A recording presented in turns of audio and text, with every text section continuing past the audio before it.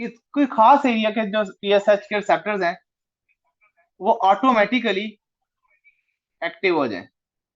Normally कब active होते हैं? जब पिट्यूटरी ग्लैंड से क्या आता है? Yes yes TSH। Grave pituitary से जब टीएसएच आता है तो टीएसएच रिसेप्टर्स एक्टिवेट होते हैं ना।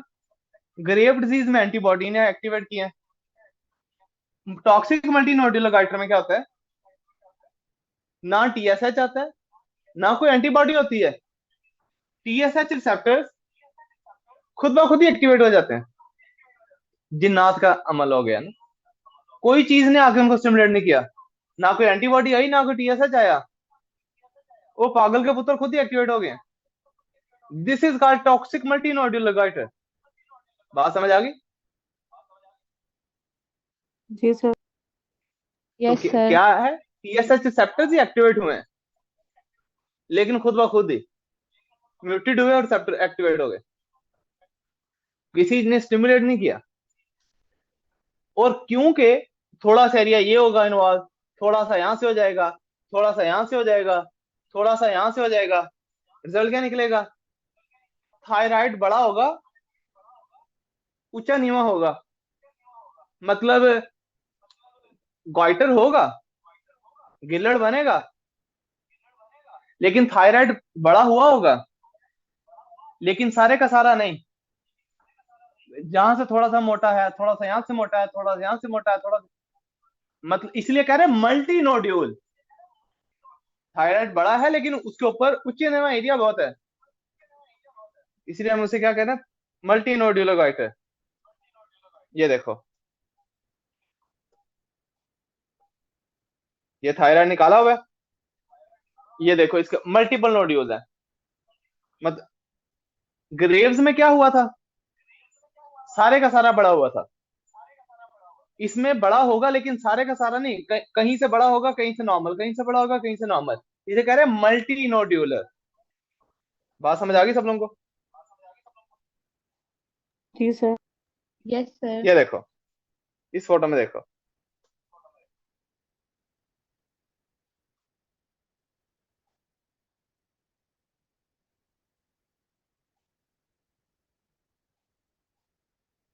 चलिए आगे लिखें जी।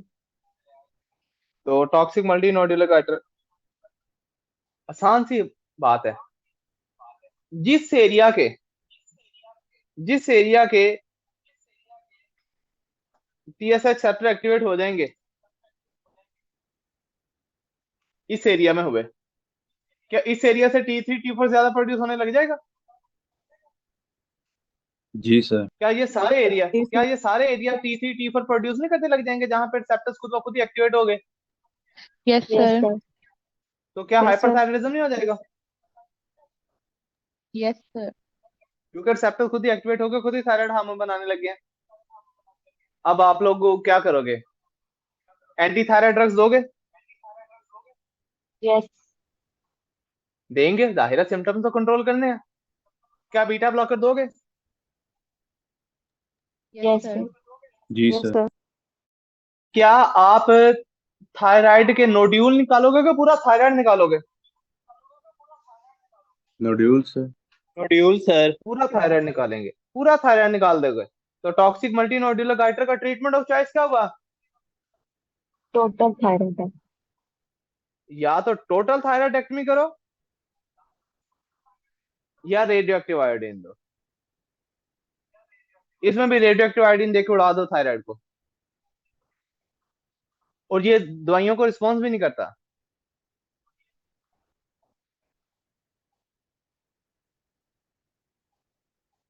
अगर आपको पेपर में आ जाए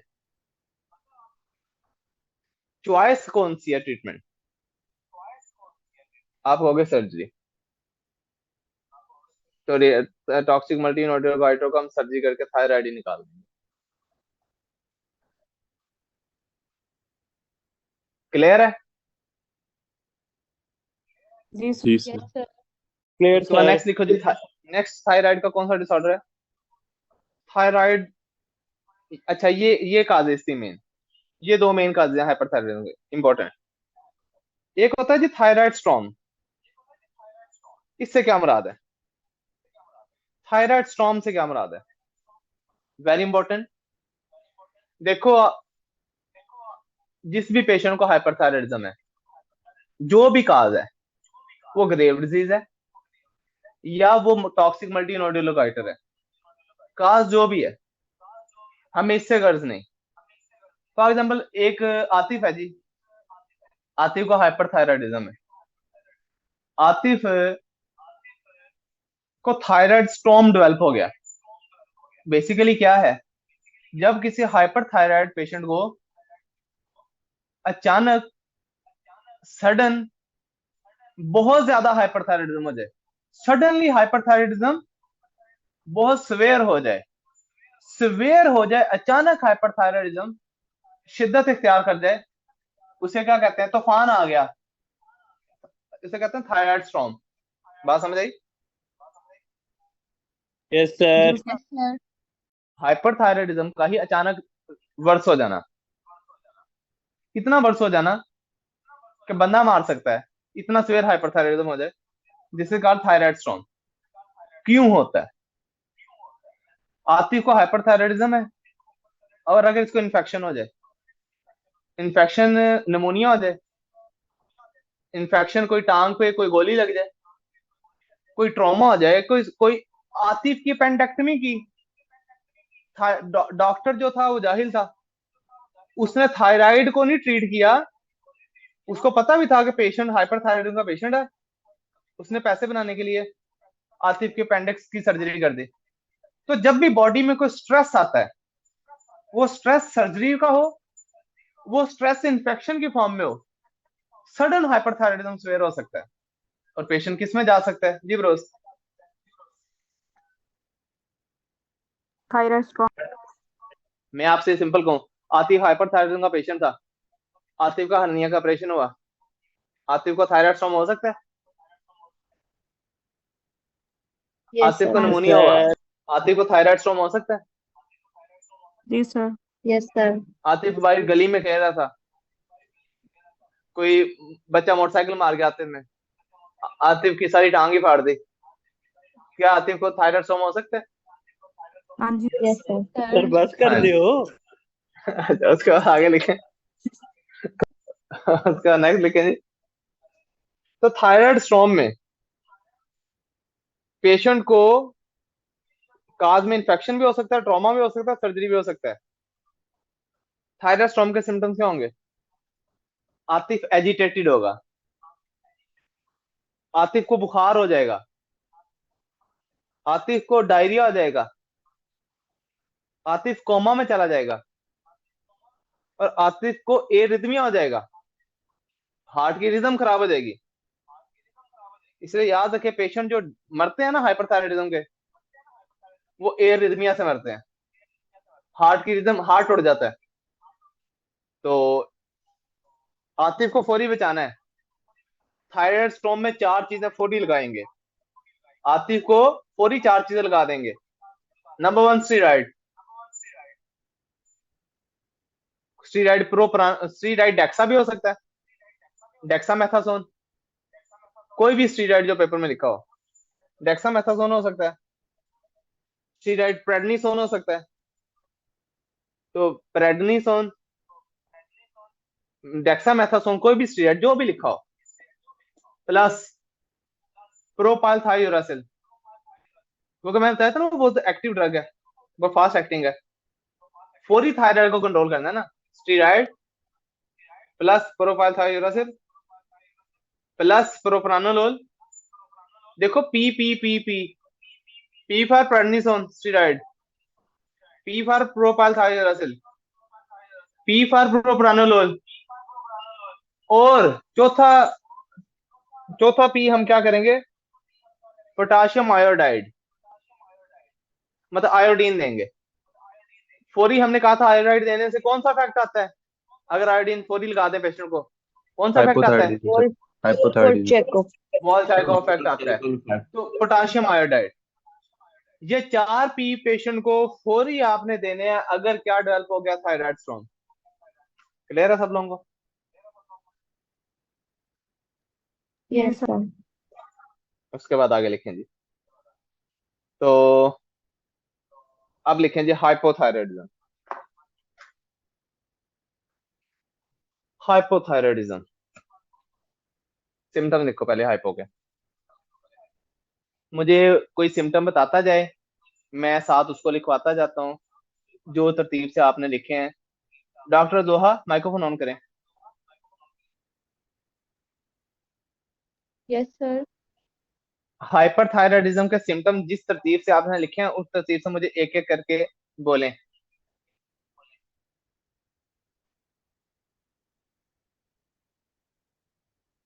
यस जल्दी बोलें। Sir, heat intolerance.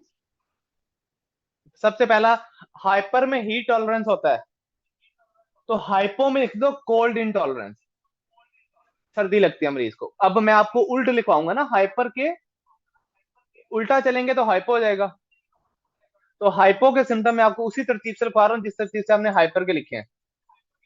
तो उधर हीट था, इधर इधर से मुराद है, मैं हाइपो की बात कर रहा हूँ। हाइपो में कोल्ड इंटॉलरेंस है, सर्दी बहुत लगती है। अगला सिम्टम दें। स्वेटिंग। अच्छा, इसमें नहीं होगी। नेक्स्ट सिम्टम दें। Weight loss. इसमें वेट गेन होगा। इससे मुराद मैं हाइपो को कह रहा हूँ, हाइपो में वेट गेन होगा। अगला सिम्टम दें। Increase appetite. इसमें भूख कम लगेगी, भूख कम लगने के बावजूद वजन बढ़ेगा। जी, अगला सिम्टम दें। डायरिया। इसमें कॉन्स्टिपेशन होगी। हाइपर में डायरिया था तो इधर कॉन्स्टिपेशन होगी। अगला सिम्टम दें। Moist palm. ठीक है, इसमें ड्राई होंगी। नेक्स्ट। ऑस्टियोपोरोसिस। ओस्टियोप्रोसिस। ठीक है, इसमें आप ओस्टियोप्रोसिस नहीं लिखोगे। ठीक है, नेक्स्ट।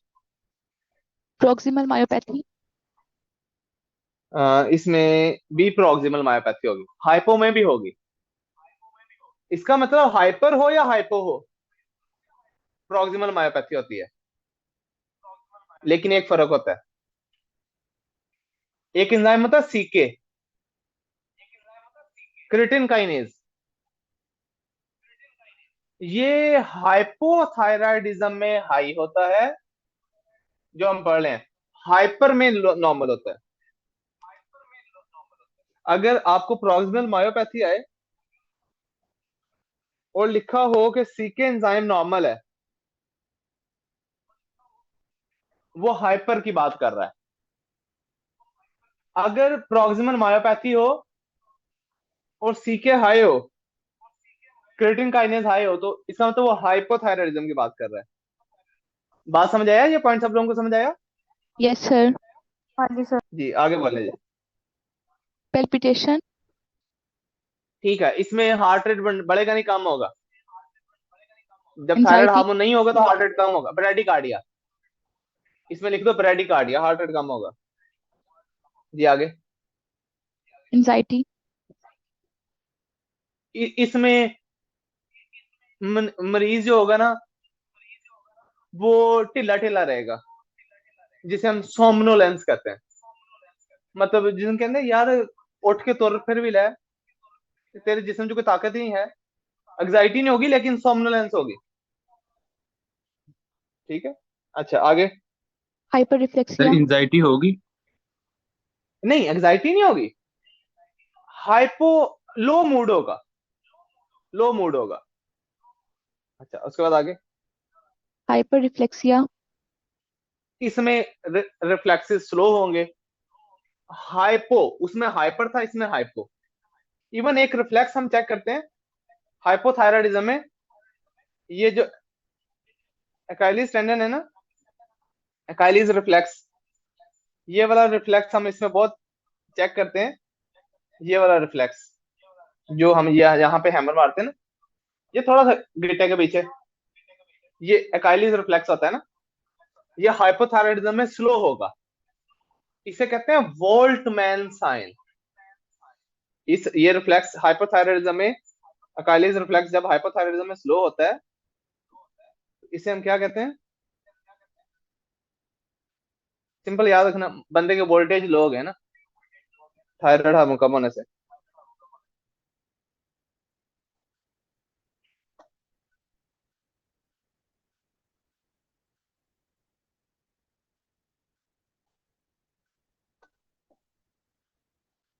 ये W से वोल्टमैन साइन। जी आगे चलें। high cardiac output failure, इसमें तो ब्रेडिकार्डिया होगा, ठीक है आगे। atrial fibrillation, ठीक है आगे। ophthalmopathy, नहीं ये तो नहीं। अच्छा अब आगे कुछ सिम्टम है जो मैं अब आपको हाइपोथायराइडिज्म में लिखाता हूँ। ये तो वो थे जो आपने उसके ऑपोजिट लिखे। हाइपोथायराइडिज्म में कार्पल टनल सिंड्रोम में हो सकता है। कार्पल टनल, कल ग्रोथ हार्मोन ज्यादा मैं भी लिखा था, इसलिए ज्यादा हो जाएगा कार्पल टनल सिंड्रोम। हाइपोथायराइडिज्म में वेट गेन होगा ना, तो यहाँ पे अंदर नर्व ट्रैप हो जाएगी। ग्रोथ हार्मोन में टिश्यू ग्रो किया था, इसलिए अंदर मीडियन नर्व दब गई थी, कार्पल टनल सिंड्रोम हो गया था। हाइपोथायराइडिज्म में भी जब वेट गेन होगा, यहाँ पे टिश्यू के यहाँ पे अंदर जो है वो मीडियन नर्व कंप्रेस हो जाएगी, यहाँ पे भी कार्पल टनल सिंड्रोम होगा। अच्छा ये भी लिखना है। उसके बाद हाइपोथायराइडिज्म में लिथार्जी होगी, फटीग होगी, डिप्रेस मूड होगा, ये सारी चीजें होंगी। अच्छा उसके बाद आगे लिखें, एक चीज और लिख लें।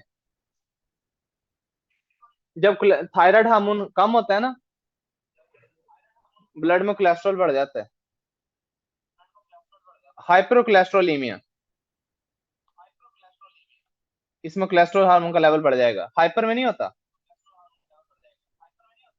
जब थायराइड आपका हार्मोन कम होता है ना, कोलेस्ट्रॉल का लेवल बढ़ जाता है, हाइपरकोलेस्ट्रोलीमिया।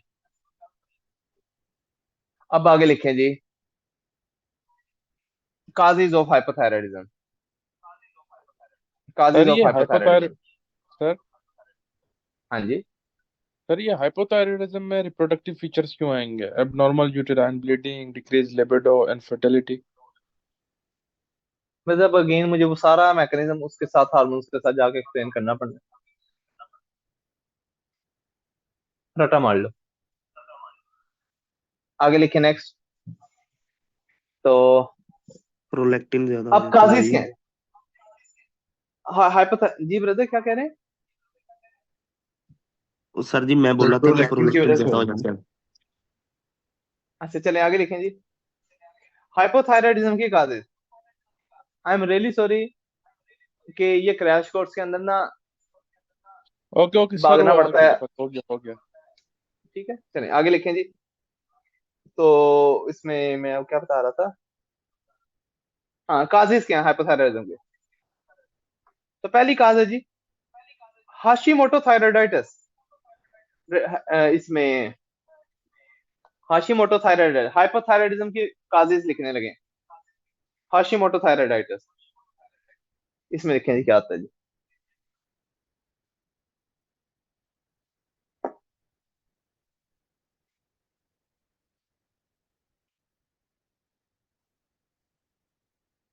स्पीड ज्यादा तो नहीं है? सर no काफी sir, ज्यादा,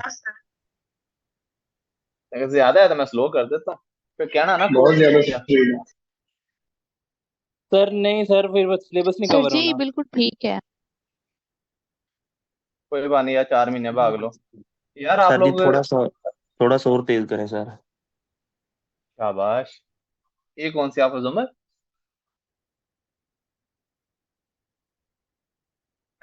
यस सर। ब्रदर ये साथ साथ याद करते जाओ, इट्स मोर देन एनफ। बाकी आपकी किस्मत। हॉस्पिटल से 2 बजे से ड्यूटी पे आके ना, इसलिए मुझे यही टेंशन होती है कि मेरी मुझे सिर्फ आधा घंटा नींद आ जाए, मैंने पढ़ाना है, इतनी मेरी मतवजी होती है। हॉस्पिटल में मेरी इमरजेंसी होती है आजकल ना, एक इमरजेंसी के हालात, ऊपर से आके ये तकरीबन मुझे से होता है कि मैं आधा घंटा खा के तो आंख लगा लूं, थोड़ी सी आंख लग जाए तो आप रिफ्रेश हो जाते हो दोबारा। और इस टाइम मेरी कमर टूटी हुई है, इसलिए मैं, मुझे देख के मोटिवेशन पकड़ो। अच्छा नेक्स्ट लिखें जी। नेक्स्ट है जी आपका हाशिमोटो थायराइडाइटिस। ये क्या है जी? मोस्ट कॉमन काज है हाइपोथायराइडिज्म की, मोस्ट कॉमन काज है हाइपोथायराइडिज्म की। नंबर 1 ऑटोइम्यून डिजीज है, ये भी ऑटोइम्यून डिजीज है।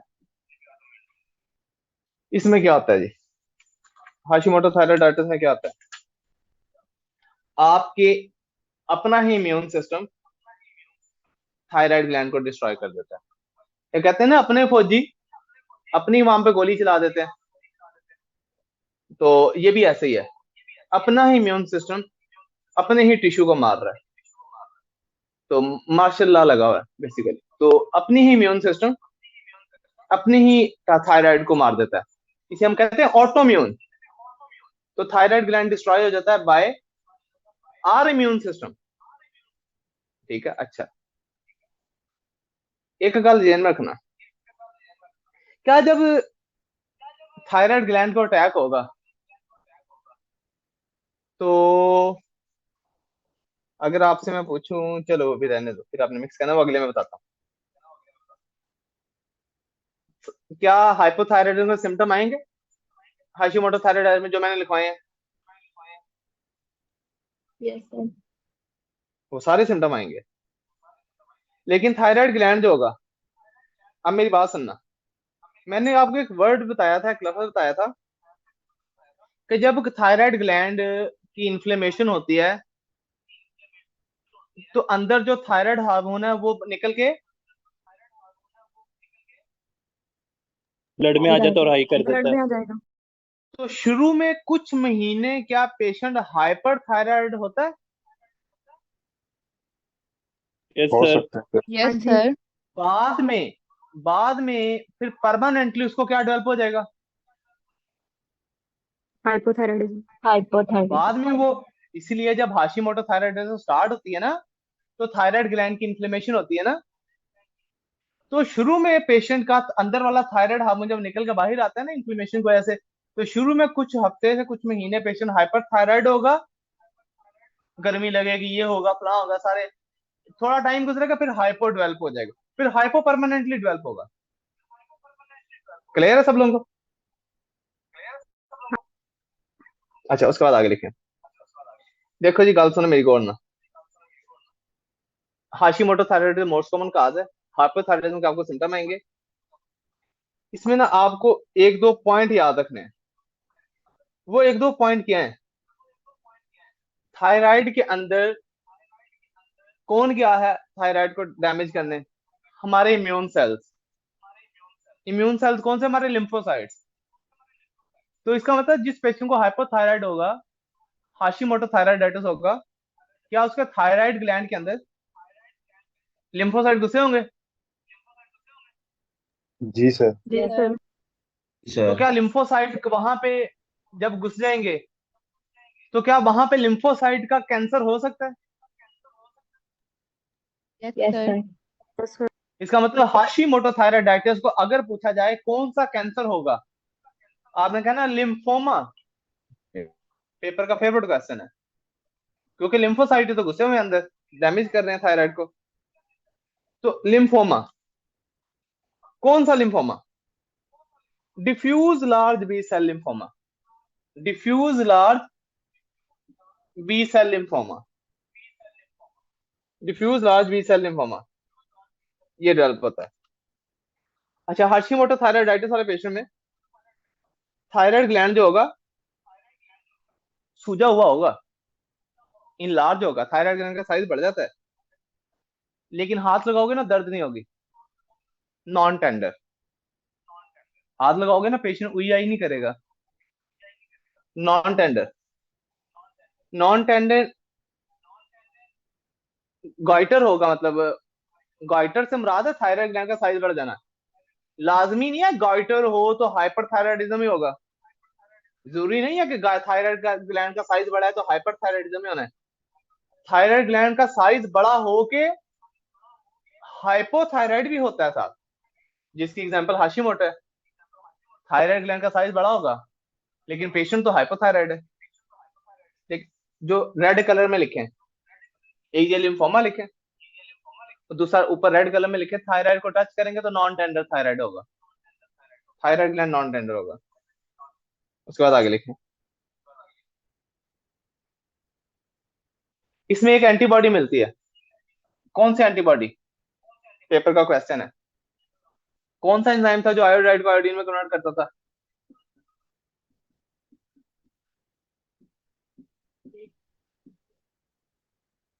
कौन सा एंजाइम था जो आयोडाइड को आयोडीन में कन्वर्ट करता था?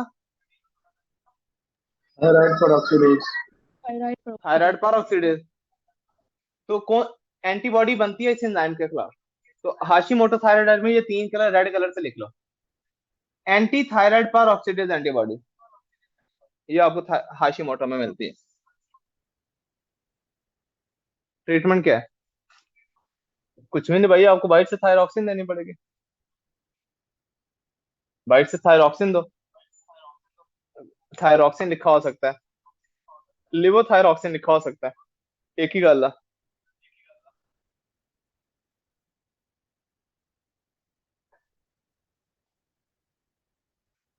अच्छा, उसके बाद नेक्स्ट एक और थायराइडाइटिस होता है जी। अब हम हाइपोथायराइडिज्म की काजेस पढ़ रहे हैं। अगला लिखें जी, पोस्टपार्टम थायराइडाइटिस। बड़ा आसान, पोस्टपार्टम थायराइडाइटिस ये क्या है जी? फीमेल का बच्चा पैदा हुआ और बाद में थायराइड ग्लैंड की इन्फ्लेमेशन होगी।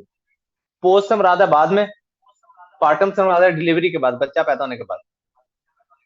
पर जैसे बच्चा पैदा हुआ, फीमेल को अगर थायराइड ग्लैंड की इन्फ्लेमेशन हो जाए, this is called postpartum thyroiditis. ये हाशिमोटो थायराइड जैसी ही है, मतलब लिम्फोसाइट से जाते हैं थायराइड ग्लैंड को डैमेज करने। 1 साल तक हो सकती है। फॉर एग्जाम्पल, अगर एक बच्चे फीमेल का आज बच्चा पैदा हुआ है ना, तो आने वाला 1 साल तक अगर उसे थायराइडाइटिस डेवलप हुआ, हम उसे पोस्टपार्टम थायराइडाइटिस ही कहेंगे, विद इन 1 ईयर। क्लियर है सब लोगों को? Yes, sir. जल्दी जल्दी बता दें, क्लियर है? Yes, sir. जी सर। Yes sir. वही होगा सीन। शुरू में कुछ हफ्ते, कुछ महीने हाइपर, बाद में लंबा अरसा क्या चलेगा? हाइपो। बोलो, Hypothyroidism. बाद में क्या चलेगा? हाइपोथायराइड। अच्छा, अगली बात, जब हाइपर होगा तो हाइपरथायराइड के हिसाब से ट्रीट करेंगे। जब हाइपो चल रहा होगा तो हाइपो के हिसाब से इलाज करेंगे। बात समझ आ गई? जी सर। लेकिन जब हाइपर चलता है ना शुरू में, तो बीटा ब्लॉकर से कवर हो जाता है।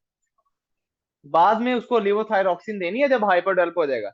लेकिन जब शुरू में हाइपर स्टार्ट होता है ना, उस वक्त आप बीटा ब्लॉकर दे सकते हो, मोर देन एनएफ उस वक्त बीटा ब्लॉकर। ठीक है, और ये बाद में ठीक हो जाता है। ये पोस्टमार्टम थायराइड है, खुद ही आहिस्ता आहिस्ता ठीक हो जाएगा। उसके बाद आगे लिखें जी, वेरी इंपॉर्टेंट, हाइपोथायराइडिज्म की काजेज पढ़ रहे हैं हम लोग। सब एक्यूट थायराइडाइटिस, सब एक्यूट थायराइडाइटिस ये क्या है जी? इसका दूसरा नाम क्या है जी? डी कोएवेन थायराइडाइटिस, इसे ये भी कहते हैं। ये साइनोसाइटिस ना लिख देना।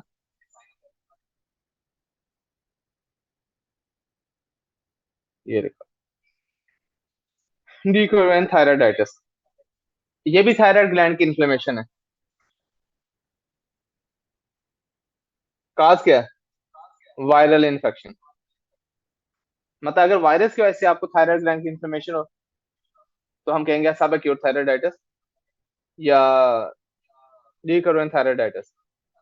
इसमें भी क्या होगा?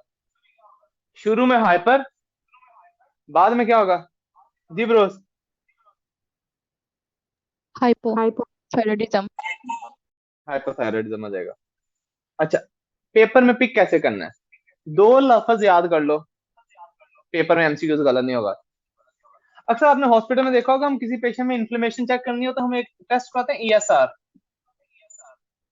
इन्फ्लेमेशन को चेक करने के लिए। जी ईएसआर सर। हाई होगा, याद कर लो, मैंने और किसी में ईएसआर नहीं लिखवाया। दूसरा, थायराइड को टच करोगे ना तो पेन होगी, टेंडर टेंडरनेस होगी। ये दो लफ्ज याद कर लो, केस आ जाता है, पेन भी है थायराइड पे और ईएसआर भी है। आंखें बंद करके क्या आंसर लगाओगे जी ब्रोस? सब एक्यूट थायराइडिस। सब एक्यूट सब थायराइडाइटिस। इसमें का ट्रीटमेंट क्या है, वेरी इंपॉर्टेंट। थायराइड ग्लैंड की इन्फेक्शन है ना बेसिकली, इजंट इट? जी सर। Yes, तो sir. एंटी थायराइड ड्रग्स नहीं देंगे आप, ब्रूफन गोली दे दो, डिस्प्रिन की गोली दे दो, आप बेसिकली एंटी इन्फ्लेमेटरी ड्रग्स दोगे। इसलिए जब आपको सब एक्यूट थायराइडाइटिस का क्वेश्चन आ जाए तो आपने क्या आंसर लगाना है, कौन सा ट्रीटमेंट देंगे, जल्दी से बता दो। NSAIDs।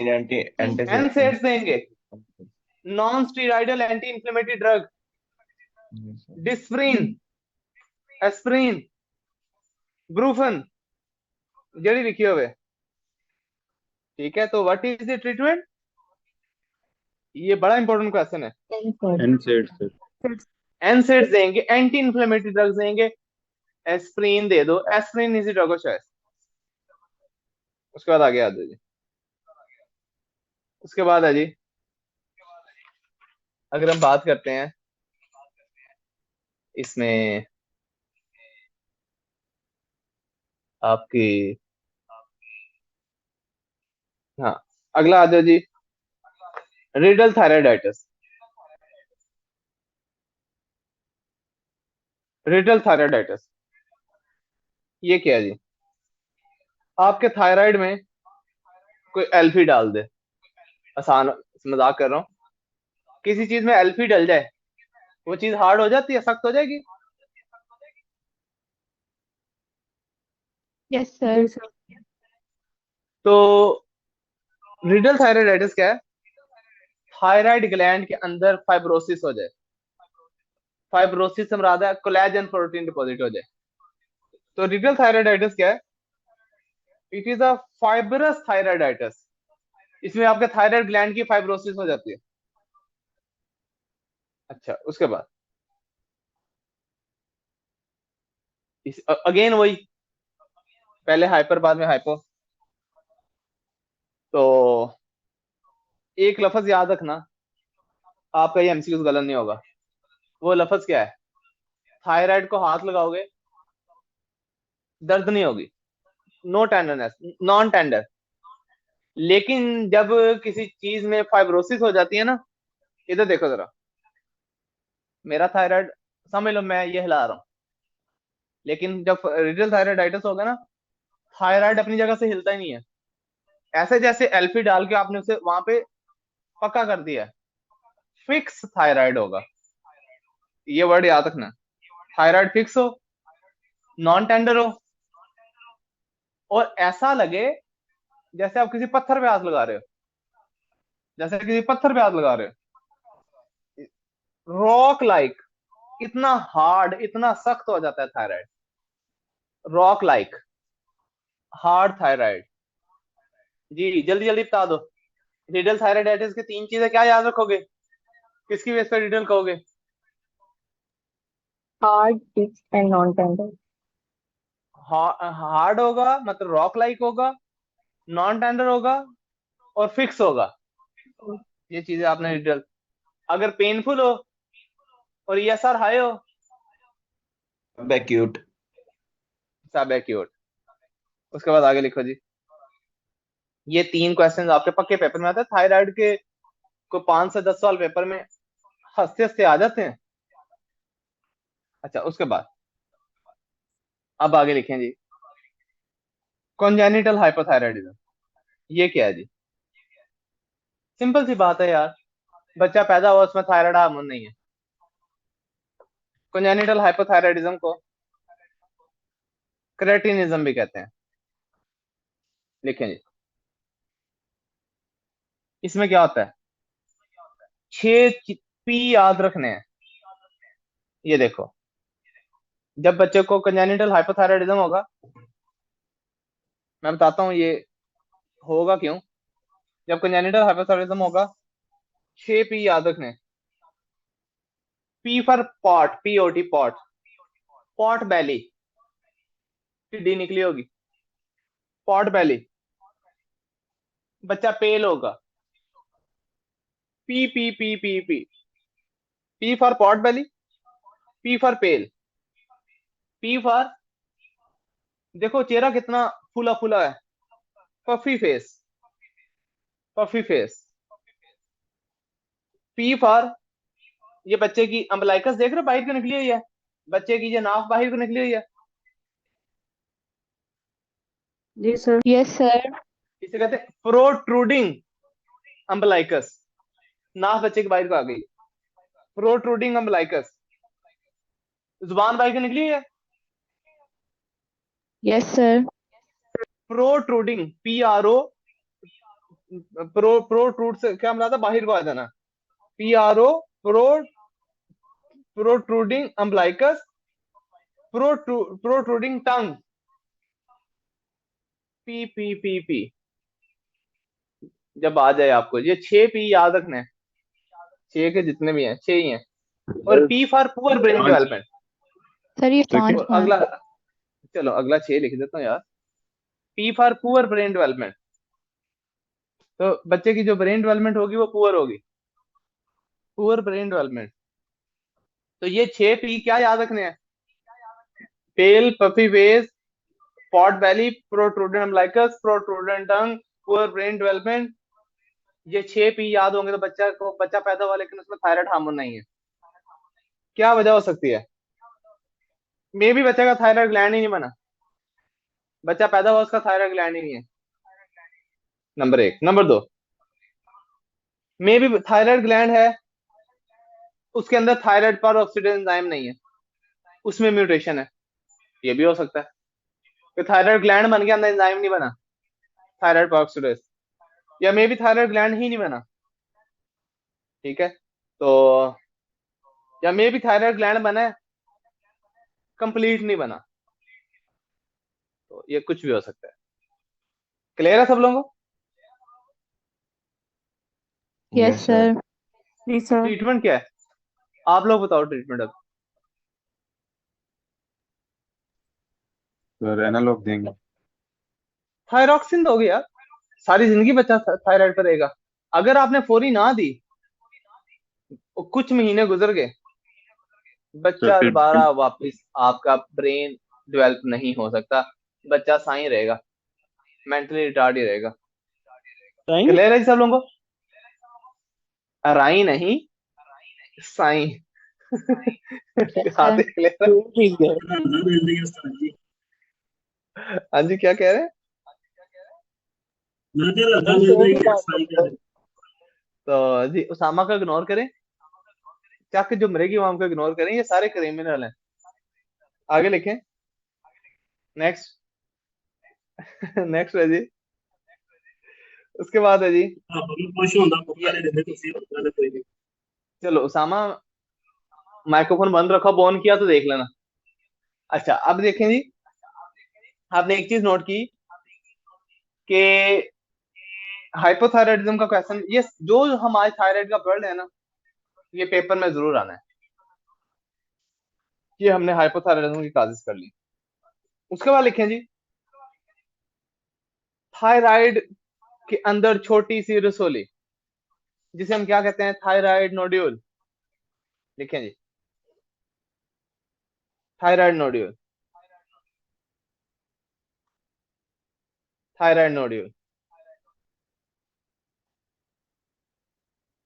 ये थायराइड के अंदर एक नोड्यूल है, ये आपको नजर आ रहा है, thyroid nodule, thyroid nodule. Usama message type करना बंद कर दो, मैंने ग्रुप से रिमूव कर देना। थायराइड नोड्यूल, दूसरों को भी डिस्टर्ब कर रहे हो, खुद भी हो रहे हो। तो थायराइड नोड्यूल क्या है? बेसिकली थायराइड नोड्यूल, या इसको हम थायराइड एडिनोमा भी कह सकते हैं, थायराइड एडिनोमा।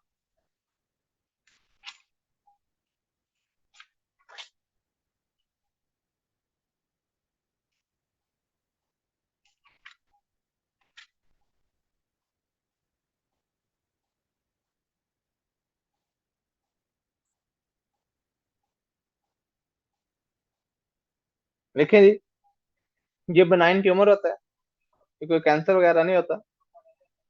तो ये बनाइन आपकी थायराइड जो है वो बिनाइन ग्रोथ हुई होती है, ये सब बनाइन ट्यूमर। अच्छा, थायराइड जो नोड्यूल होते हैं, जो थायराइड आपका वो जो होता है जी, जो जो आपको एक नोड्यूल सा मिलता है, ये कोल्ड नोड्यूल भी हो सकता है और ये हॉट नोड्यूल भी हो सकता है। थायराइड नोड्यूल जो होते हैं, कोल्ड नोड्यूल भी हो सकता है, हॉट नोड्यूल भी हो सकता है। जो हॉट नोड्यूल है ना, उसको हॉट इसलिए कह रहे हैं कि वहां से थायराइड हार्मोन ज्यादा बन रहा है उस नोड्यूल से। जो कोल्ड है ना, उसको कोल्ड इसलिए कह रहे हैं, वो नोड्यूल तो है लेकिन वो एरिया, वो नोड्यूल वहां से थायराइड प्रोड्यूस नहीं हो रहा। अगर कोई नोड्यूल थायराइड हार्मोन प्रोड्यूस करे तो उसे हॉट कहेंगे। अगर वो फंक्शन नहीं कर रहा, थायराइड प्रोड्यूस नहीं कर रहा, तो उसे कोल्ड नोड्यूल कहेंगे। बात समझ आ गई? जी सर। अच्छा, Yes, sir. पता है, जो हॉट नोड्यूल होते हैं ये कैंसर में कन्वर्ट नहीं होते, जो कोल्ड नोड्यूल होते हैं ये कैंसर में कन्वर्ट होते हैं, इसलिए कोल्ड नोड्यूल ज्यादा खतरनाक है। अच्छा, उसके बाद अगर हमें कोई थायराइड का नोड्यूल मिलता है तो हम क्या इन्वेस्टिगेशंस करेंगे? लिखें जी। सबसे पहले तो टीएसएच करेंगे, क्योंकि हमें तो नहीं पता, मे बी वो नोड्यूल थायराइड प्रोड्यूस कर रहा हो, तो टीएसएच कर देंगे। दूसरे नंबर पर थायराइड स्कैन करेंगे। थायराइड स्कैन कब करेंगे? अगर जो पेशेंट को हाइपरथायराइडिज्म आता है, अगर पेशेंट को हाइपरथायराइडिज्म आता है तो थायराइड स्कैन करेंगे। ठीक है। अच्छा, उसके बाद अल्ट्रासाउंड करेंगे। अगर उसके बाद अल्ट्रासाउंड करेंगे, थायराइड ग्लैंड का अल्ट्रासाउंड भी कर सकते हैं। इन्वेस्टिगेशन ऑफ चॉइस क्या है? पेपर में जो आपको आना है, जब भी कोई आपको थायराइड नोड्यूल मिले, आपने उसका थोड़ा सा सैंपल लेके उसकी आपने एफएनएसी करनी है। FNAC, FNAC fine needle aspiration cytology. FNAC से क्या मुराद है? Fine needle aspiration cytology. Basically आपने ये थायराइड के अंदर ना, आपकी वीडियो नहीं आ रही। एक मिनट होल्ड कीजिएगा। बेसिकली ये आपने थायराइड के अंदर ना, ये आपने बेसिकली थायराइड के अंदर वो करना होता है, उसमें से एस्पायरेट करना होता है। तो इसलिए कह रहे हैं एस्पायरेशन, मतलब थायराइड के अंदर से हम एस्पायरेट करके उसमें देखेंगे कोई कैंसर वाले सेल्स तो नहीं है, कोई मेलिग्नेंसी वाला, कोई कैंसर वाला एलिमेंट तो नहीं है। एनआरई के लिए आपका सबसे पहला क्वेश्चन आएगा कि एक बंदे को थायराइड नोड्यूल है, बताओ क्या करेंगे? What is investigation choice? जी ब्रोस, क्या लगाओगे आंसर? FNAC. एफएनएसी करेंगे, फाइन नीडल एस्पिरेशन साइटोलॉजी करेंगे, क्योंकि हमें इससे पता चल जाएगा कोई लिम्फोमा तो नहीं है, थायराइड में कोई कैंसर तो नहीं है, या कोई बिनाइन ट्यूमर है। ये हम एफएनएसी से कंफर्म कर सकते हैं। अगर एफएनएसी में थोड़ा सा भी शक पड़ गया कि कैंसर वाला एलिमेंट है, तो फिर उसको कंफर्म करने के लिए हम बायोप्सी करेंगे। फिर हम क्या करेंगे? Core biopsy. हम कोर बायोप्सी करेंगे। तो इसलिए पहले हम एफएनएसी करेंगे। अगर उस पर आपको कोई भी सस्पिशियस एलिमेंट मिलता है तो फिर आप उसको कंफर्म करने के लिए कोर बायोप्सी करते हो। ट्रीटमेंट क्या था थायराइड नोड्यूल का? लिखें जी। ट्रीटमेंट एक ही है कि आप उसको सर्जरी करके उस नोड्यूल को वहां से रिमूव करो। आप नोड्यूल को सर्जरी करके रिमूव करोगे। अच्छा, इसमें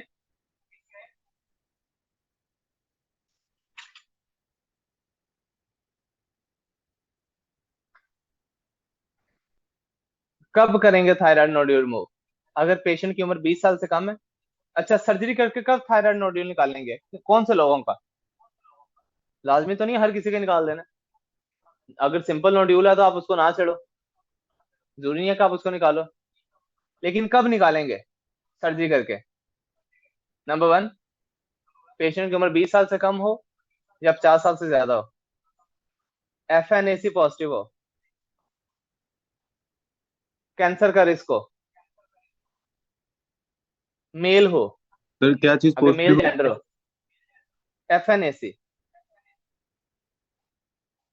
FNAC पॉजिटिव हो, रिस्क ऑफ कैंसर हो, 20 साल से कम उम्र हो, 50 साल से ज्यादा उम्र हो, मेल सेक्स हो,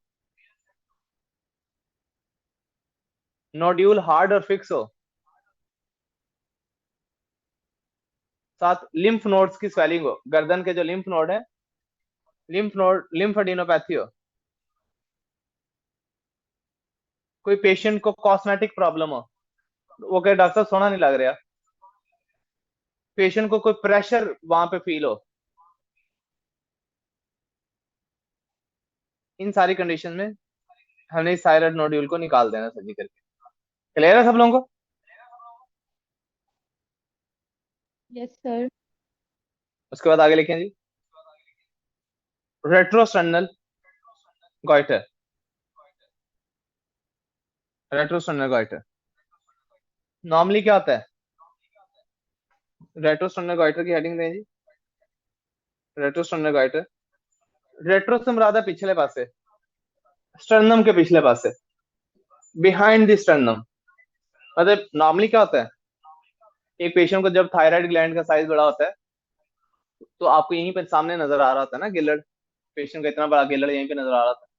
सम टाइम क्या होता है, थायराइड ग्लैंड का जब साइज, थायराइड ग्लैंड जब बड़ा होता है ना, वो इधर बजाय इधर को आने के वो नीचे छाती में चला जाता है, स्टर्नम की बैक साइड पे चला जाता है।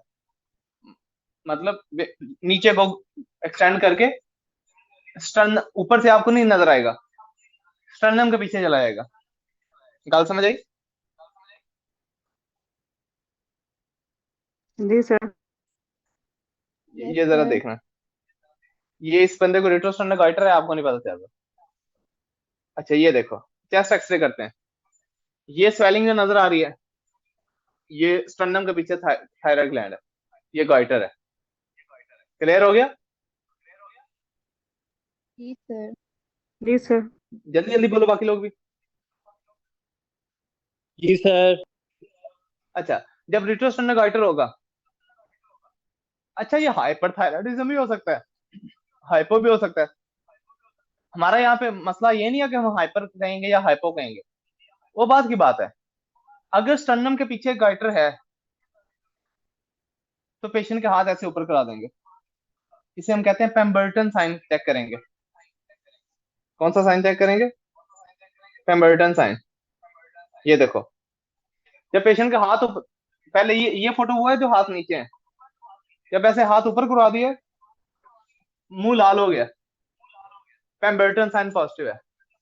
ये इसलिए फेस, ये सारा मुंह लाल क्यों है?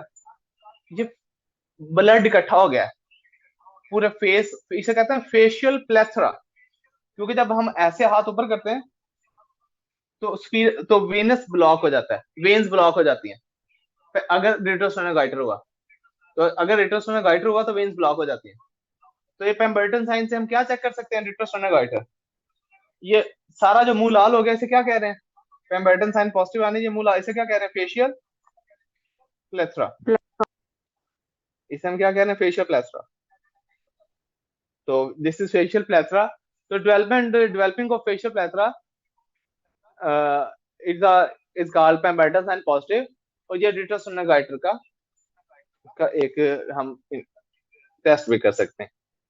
ठीक है, अच्छा।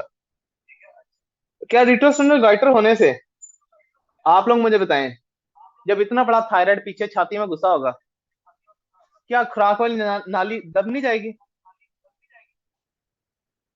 जी निगलने सर। में मसला होगा? सर डिस्फेजिया, स्पेलिंग लिखता जाऊं या बोली जाऊं जी? किसी को ऐसा मसला जिसको स्पेलिंग में लिख दो? तो ठीक है तो डिस्फेजिया मतलब डिफिकल्टी इन स्वॉल्विंग, क्या सांस वाली नाली नहीं दब सकती? डिफिकल्टी इन ब्रीदिंग, खुराक वाली नाली, सांस वाली नाली। अच्छा, उसके बाद इन्वेस्टिगेशन ऑफ चॉइस क्या होगी? बेस्ट इनिशियल टेस्ट तो होगा chest x-ray. Investigation of choice, most accurate test CT scan of chest. Most accurate test क्या होगा? सीटी स्कैन ऑफ चेस्ट। ट्रीटमेंट क्या है?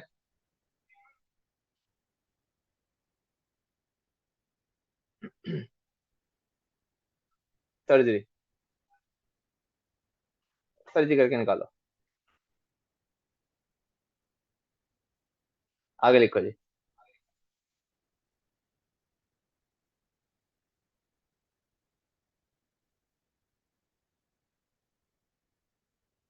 अच्छा, एक पॉइंट पीछे जाके लिख लो, जो मैंने आपको सब एक्यूट थायराइड लिखवाया ना, मैंने आपको वहां पे लिखवाया ना एनसेड्स देते हैं, वहां पे स्टीराइड भी दे सकते हैं सब एक्यूट थायराइडाइटिस में।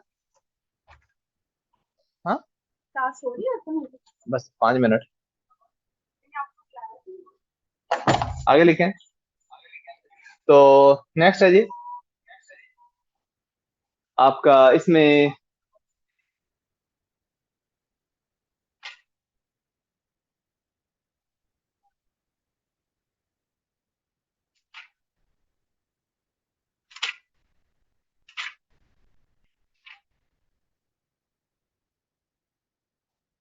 Thyroid cancer.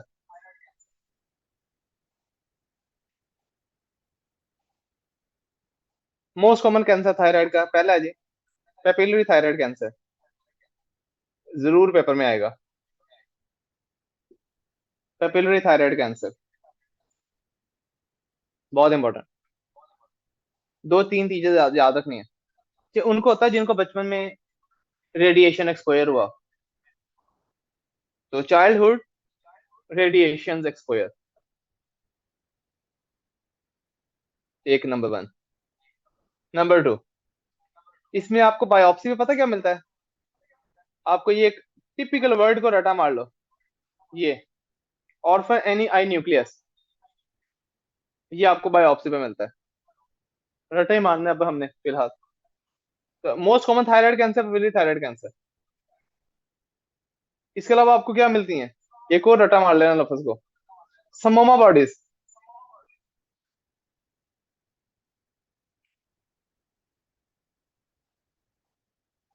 Very good prognosis, मतलब ये कैंसर बड़ा अच्छा इलाज हो जाता है। गुड प्रोग्नोसिस के बैड गुड प्रोग्नोसिस, मतलब बंदा मरता मरता नहीं है इतना, सर्जरी करके निकाल दो, बस यही याद रखना है इसका। उसके बाद लिखें अगला कैंसर, फॉलिकुलर थायराइड कैंसर। जितने जितने मैं पॉइंट लिखवा रहा हूँ इतने इतने बहुत हैं। फॉलिकुलर थायराइड कैंसर, ये कैंसर, इसका एक सबसे इंपॉर्टेंट बात, ये थायराइड के ना कैप्सूल होता है, मतलब एक बाई झिल्ली सी होती है, ये थायराइड कैप्सूल को इन्वॉल्व कर लेता है, ये थायराइड कैप्सूल को इन्वॉल्व कर लेता है, और साथ में ये थायराइड की ब्लड वेसल्स को इन्वॉल्व कर लेता है, साथ में ये थायराइड की ब्लड वेसल्स को इन्वॉल्व कर लेता है। इसलिए ये ट्यूमर मेटासाइज हो जाता है। अगर एमसीक्यूज आ जाए कि कौन सा ट्यूमर है थायराइड का जो ब्लड के जरिए फैलता है, तो फॉलिकुलर थायराइड कैंसर। 3 लफ्ज याद रखने, second most common cancer, thyroid capsule involve, thyroid blood vessels involve, metastasize through blood. ये 3 पॉइंट याद रखोगे, एमसीक्यू स्किप नहीं होगा पेपर में।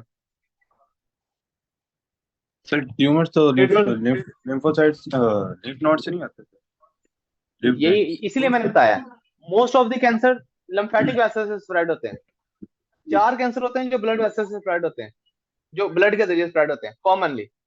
Follicular thyroid cancer, choriocarcinoma, renal cell cancer और हेपेटोसेलुलर कार्सिनोमा।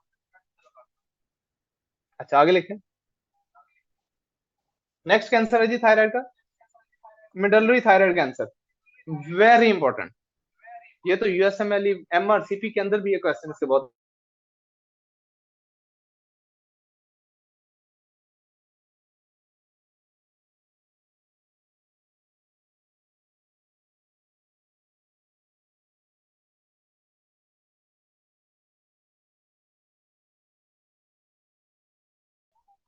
ये थायराइड ग्लैंड के अंदर होते हैं। ये जो पैराफॉलिकुलर सेल्स होते हैं, ये एक हार्मोन बनते हैं कैल्सिटोनिन, एंडो में पढ़ेंगे आगे। पैराफॉलिकुलर सेल्स क्या बनाते हैं? कैल्सिटोनिन। कैल्सिटोनिन। तो मिडल इन पैराफॉलिकुलर सेल्स का कैंसर को मिडलरी कार्सिनोमा कहते हैं। तो ये जो मिडलरी सेल कैंसर है, ये जो आपका मिडलरी सेल कैंसर है, ये बेसिकली पैराफॉलिकुलर सेल्स का कैंसर है। ये आपका कैल्सिटोनिन ज्यादा प्रोड्यूस करते हैं। मे भी आपको वो वर्ड कैल्सिटोनिन ना के, आपको एक रटा मारना है लफ्ज को। वो रटा ये है,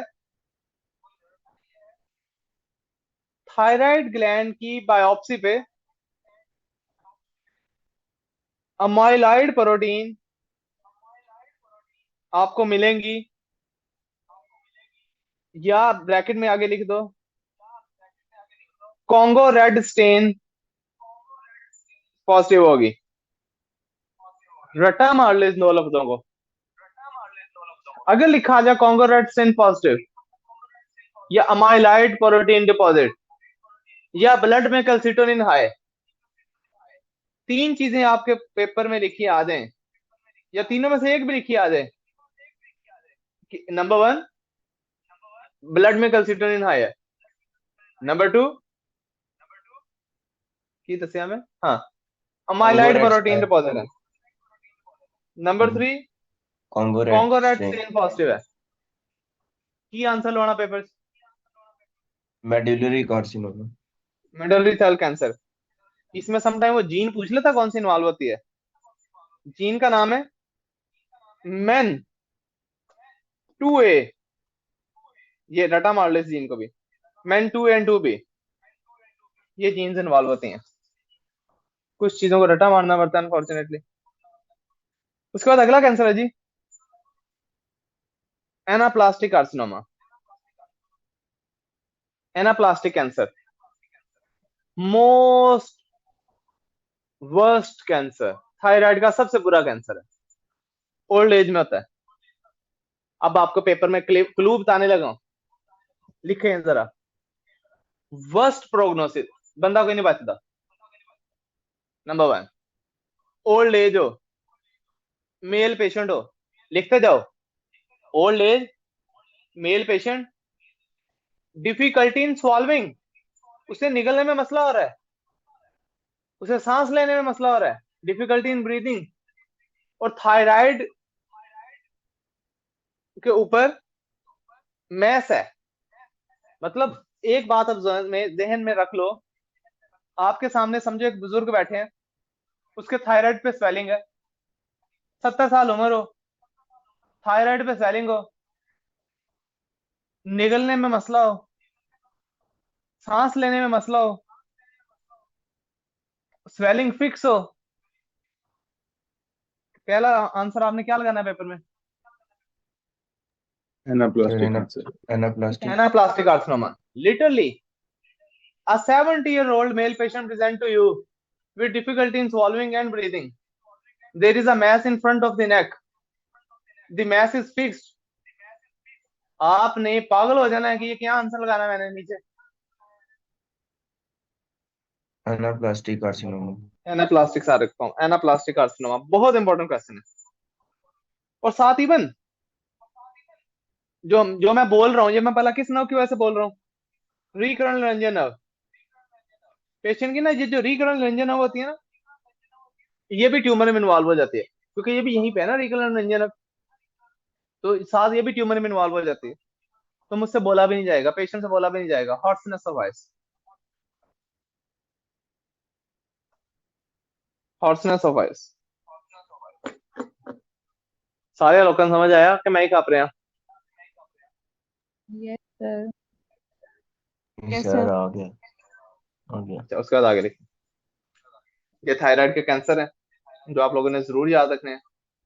इट्स मोर देन एनफ, ये कैंसर जितने जितने मैंने आपको लिखवाए हैं।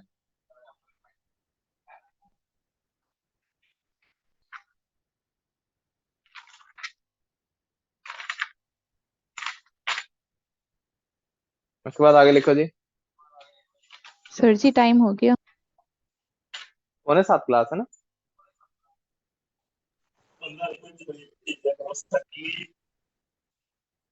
हाँ जी, हाँ जी। तो जाने दे सर पढ़ाएं। देखिए आगे, अगर थायराइड ग्लैंड की सर्जरी करें तो उससे क्या कॉम्प्लिकेशन हो सकती है? थायराइडेक्टमी। डॉक्टर जोआ ग्रुप में मैसेज करते हैं, क्लास 7 बजे है जी ओके सर। जी। थायराइडेक्टमी की कॉम्प्लिकेशंस क्या है? देखें जी, एक पेशेंट का जब हम थायराइड ग्लैंड मूव करते हैं तो क्या क्या कॉम्प्लिकेशन हो सकते हैं? नंबर 1, पेपर का फेवरेट क्वेश्चन है, लिखें जी। नंबर 1,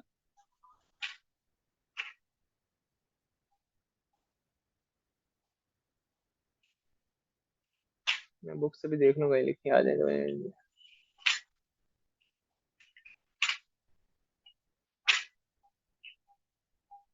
हाँ जी, लिखें।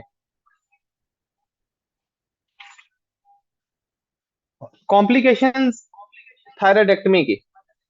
पहली कॉम्प्लिकेशन, वेरी इंपॉर्टेंट, हीमाटोमा। मैं आपको सर्जरी वाला पोर्शन करवा रहा हूँ ना। हीमाटोमा,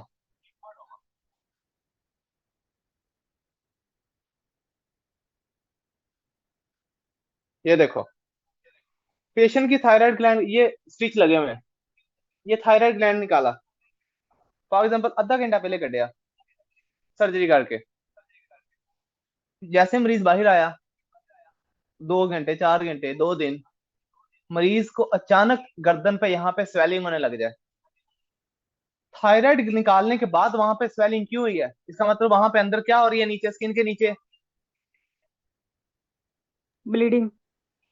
ब्लीडिंग, या ब्लड इकट्ठा हो गया है। ये देखो, ये स्वेलिंग थायराइड तो काट दिया है, ये फिर स्वेलिंग क्यों हुई है? दिस इज ब्लीडिंग, को ब्लड वैसे ब्लीड कर गया है स्किन के नीचे, इसे कह रहे हैं हीमाटोमा। बड़ा आसान सा हल, क्या जब यहाँ पे ब्लड इकट्ठा होगा, difficulty in solving, difficulty in breathing हो जाएगी स्टार्ट? Yes sir. लिखें, अगर थायराइड की सर्जरी की और बाद में पेशेंट को जो है वो swallow करने में मसला हो रहा है, बाद में पेशेंट को सांस लेने में मसला हो रहा है, क्या आंसर लगाओगे पेपर में? सर्जरी के फौरी बाद haematoma. Haematoma. Haematoma. What is the treatment? खोलो उसे फिर दोबारा, टांके उतारो अंदर से, दोबारा देखो, रीओपन, सर्जरी करके दोबारा वापस पेशेंट को चको, ऑपरेशन थिएटर में जाओ, दोबारा स्टिच खोल के उसको दोबारा जाओ ठीक करो। तो क्या करेंगे? इमीडिएटली फिर सर्जरी करके उस वेसल को जो ब्लीड कर रही है उसे रोकेंगे। अच्छा, इसके अलावा और क्या हो सकता है थायराइड ग्लैंड की सर्जरी के बाद? थायराइड ग्लैंड जब रिमूव करते हैं, अक्सर सर्जन साथ गलती से क्या निकाल सकते हैं, क्योंकि थायराइड ग्लैंड के बैक साइड पे ना छोटे छोटे मटर के दाने जितने 4 ग्लैंड्स होते हैं, पैराथायराइड ग्लैंड। थायराइड ग्लैंड कटिया नाल पैराथायराइड भी काट देंगे। तो थायराइड की सर्जरी के दौरान क्या गलती से निकल सकता है? Parathyroid Parathyroid. Gland. Parathyroid gland. Parathyroid gland का फंक्शन क्या होता है? कैल्शियम को ब्लड में मेंटेन रखना। तो जब कैल्शियम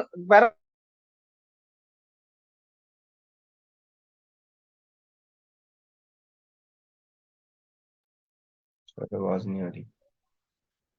सर आपकी आवाज नहीं आ रही।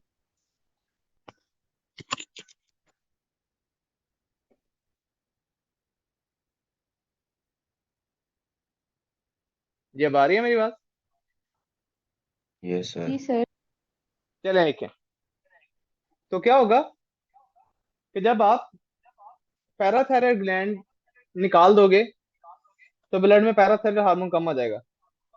पैराथायराइड हार्मोन कम होने से कैल्शियम कम हो जाएगा।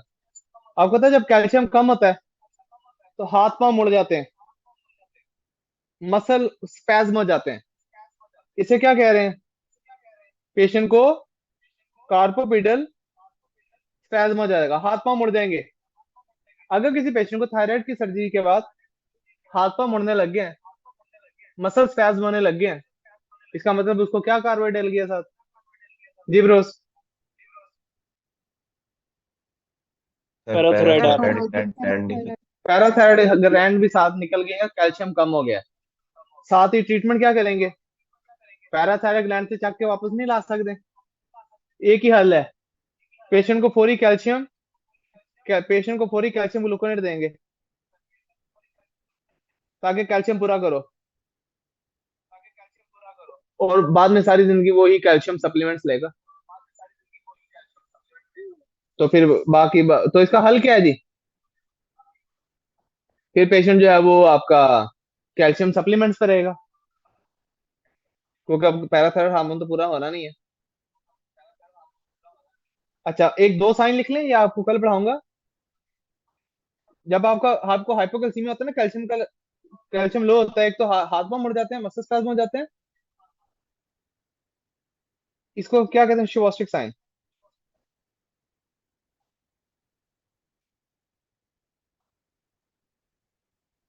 ये आपको कल बताऊंगा, अभी बस लिख दो।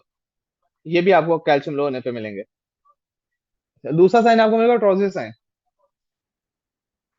ये भी आपको, ये मतलब अगर किसी पेशेंट को ये दोनों साइन मिले और साथ हाथ पांव मुड़ने लग जाए, आपने समझना ये पैराथायराइड ग्लैंड निकल गया उसका। उसके बाद अगला क्या है? कॉम्प्लिकेशन। समटाइम आप थायराइड ग्लैंड निकालते निकालते रिकरंट लेरेंजिया नर्व डैमेज कर देते हो। ये नर्व भी डैमेज हो। सबसे इंपॉर्टेंट क्वेश्चन पेपर का, आज की पूरी क्लास का सबसे important topic.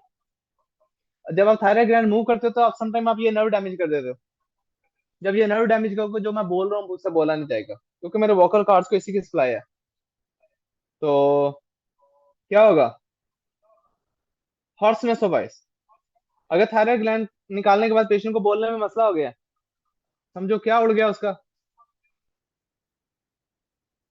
recurrent Recurrent laryngeal laryngeal Yes. nerve उसके बाद जिसको बंदे को, अगली कॉम्प्लिकेशन लिखो, जिस बंदे को थायराइड ग्लैंड रिमूव कर देंगे उसको सारी जिंदगी के लिए क्या डेवलप हो जाएगा जी? hypothyroidism. hypothyroidism. तो most common complication of total thyroidectomy is,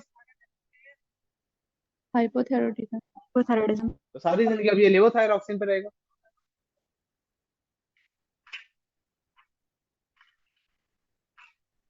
आगे लिखो थायराइड ग्लैंड की एनाटॉमी, मेन चीजें लिखो।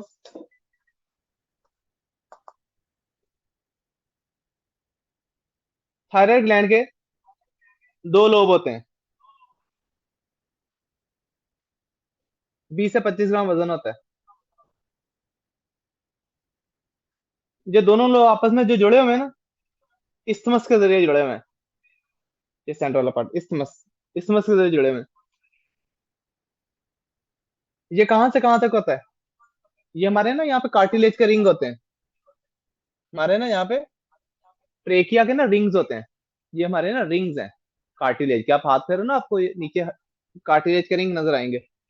Second, third, fourth thyroid gland कौन से रिंग के लेवल पे होता है? तो जो इस्थमस होता है, वो कौन से रिंग के लेवल पे होता है? Second, third and fourth tracheal ring. दूसरा, तीसरा, चौथा ट्रेकिया के जो रिंग है ना, रिंग्स होते हैं ट्रेकिया में ना, उसके लेवल पे इस्थमस होता है। थायराइड ग्लैंड को जो ब्लड सप्लाई होती है, एक सुपीरियर थायराइड आर्टरी करती है, सुपीरियर थायराइड आर्टरी,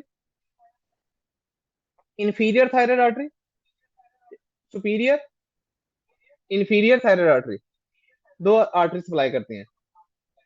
जो थायराइड ग्लैंड का वीनस ब्लड होता है, वेन्स होती हैं, वो कौन सी वेन्स में ड्रेन होती है? Internal jugular vein. Internal jugular vein में ब्लड जाता है वेन्स का, इंटरनल जुगुलर वेन में ब्लड जाता है। लिम्फ नोड्स कहाँ पे जाता है? लिम्फेटिक फ्लूइड कहाँ पे जाता है? लिम्फेटिक फ्लूइड जाता है जी, लिम्फेटिक फ्लूइड जाता है जी पेशेंट का deep cervical lymph node, deep cervical lymph node. और थायराइड ग्लैंड के पास दो इंपॉर्टेंट नर्व्स होती हैं, इसके साथ साथ दो नर्व्स होती हैं जो इंपॉर्टेंट होती हैं, रिकरेंट रेंजियन नर्व, ठीक है, और दूसरी एक्सटर्नल रेंजियन नर्व, एक्सटर्नल रेंजियन नर्व। ये दो इंपॉर्टेंट नर्व्स होती हैं, ठीक हो गया। लेकिन जो इंपॉर्टेंट क्वेश्चन है, कौन सी नर्व डैमेज होने से हॉर्सनेस सफाइस होगा, आपने याद रखना है। laryngeal, ठीक है उसके बाद आगे लिखें जी, थायरोग्लॉसल डक्ट सिस्ट, थायरोग्लॉसल डक्ट सिस्ट